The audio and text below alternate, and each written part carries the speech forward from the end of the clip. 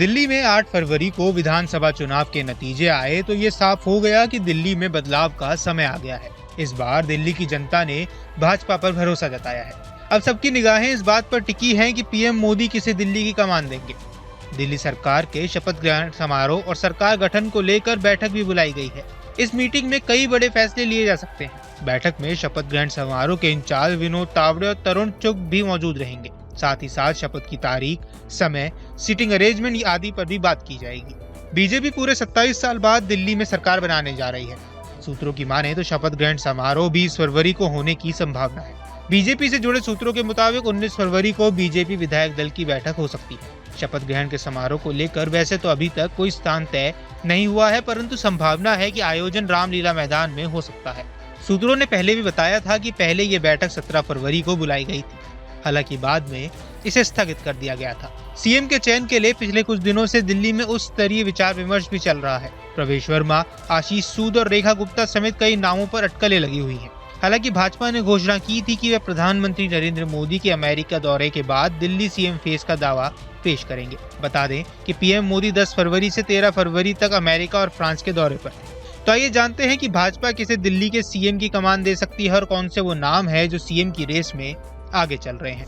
दिल्ली के CM race में जो सबसे नाम आगे चल रहा है वो नाम है प्रवेश वर्मा, जिन्होंने नई दिल्ली सीट से पूर्व सीएम और आप प्रमुख अरविंद केजरीवाल को हराया था। दिल्ली भाजपा के महासचिव और जनकपुरी विधायक आशीष सूद का नाम भी चर्चा में है, जो केंद्रीय नेताओं के साथ अपने घनिष्ठ संबंधों के लिए जाने जाते हैं।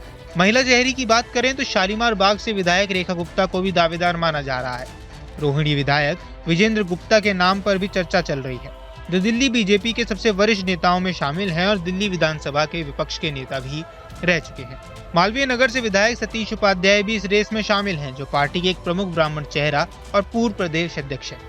वैश्य समुदाय से आने वाले और आरएसएस के एक मजबूत प्रतिनिधि जितेंद्र महाजन भी मुख्यमंत्री पद के शीर्ष दावेदारों में शामिल है। पार्टी नेताओं ने राष्ट्रीय नेतृत्व द्वारा किसी महिला को मुख्यमंत्री के रूप में नामित करने या पूरी तरह से नया चेहरा चुनने की संभावना भी व्यक्त की है।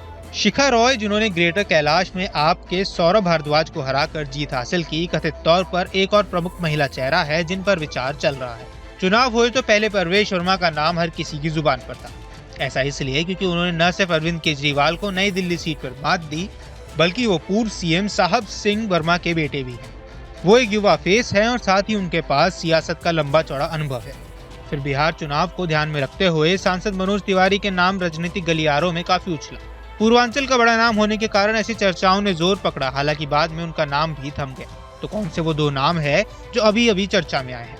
अब दिल्ली सीएम रेस में वीरेंद्र सचदेवा और तरुण चुग का नाम काफी ज्यादा उछाला जा रहा है।